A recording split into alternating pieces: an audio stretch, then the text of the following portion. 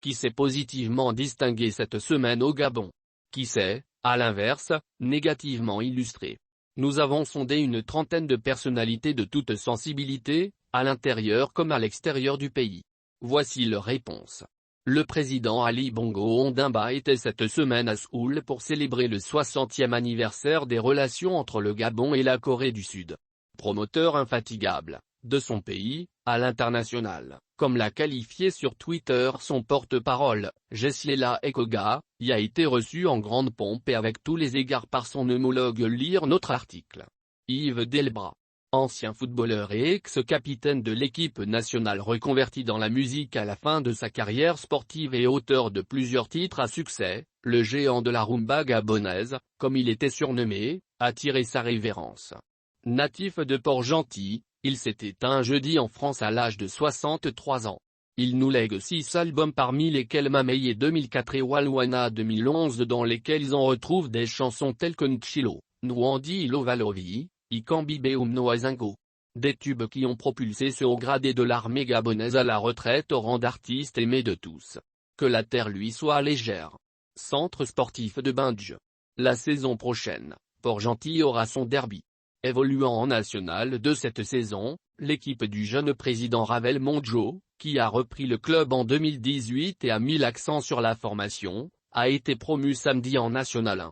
Avec 34 points en 15 matchs, le CSB n'a perdu aucun match à domicile cette victoire et n'a concédé qu'une seule défaite cette saison. Le nouveau promu en National 1 est l'équipe gabonaise des 1 et des 2 confondus qui pratique sans conteste le plus beau football. Et ce, depuis 3 ans, a réagi sur son compte Twitter le journaliste sportif Frodi Koula. Un avis que nous partageons amplement. L'ex-ANG de la Gabon Ol Compan y a été condamné jeudi par la Cour criminelle spéciale de Libreville à 12 ans de prison, 76 millions de FCFA d'amende et au paiement solidaire de 20 milliards à titre de dommages et intérêts avec l'un de ses co-accusés, Jérémy Eyong Nkodjobam, l'ex-nga de la Gaume, qui a écopé, lui, de 12 ans de réclusion criminelle. L'ancienne responsable financière de la GOC, Georges Karel de Meganeko, a en revanche été relaxée et est rentrée libre chez elle. Lire notre article. Élue le 13 novembre 2021 à la tête de l'Union nationale, l'ancienne ministre de l'Éducation d'Omar Bongo Ondimba, récemment critiquée pour sa gestion autocratique et clanique par plusieurs élus locaux. Lire notre article, n'a pas su éviter l'implosion de son parti. Cette semaine, Paul-Marie Gonge, qui reste la figure la plus populaire de l'un auprès des militants, a fait un pas de plus vers la scission. Le beau-fils de Zachary Miboto s'apprête à créer son propre parti qui devrait l'investir en vue de l'élection présidentielle de 2023. Lire notre article. La Cour criminelle de Franceville. Cette semaine, à l'occasion de la session criminelle, Grace Mikala Iduka, un Gabonais de 21 ans, a été condamné dans le Haut-Ogooué à 4 ans de prison, dont un avec sursis, pour le viol en 2020 d'un garçon de 8 ans qui avait eu le malheur de croiser son chemin.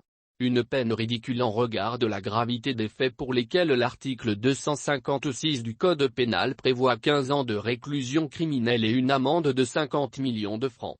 Plus qu'à l'atrocité du crime, la Cour a, semble-t-il, été sensible à la plaidoirie de Mejuldine Sangala, l'avocat de la défense. À l'en croire, les vrais coupables seraient à chercher du côté de la société malade et dans les conditions de vie précaires de son client. À vouloir tout expliquer, on finit par tout excuser et justifier l'intolérable.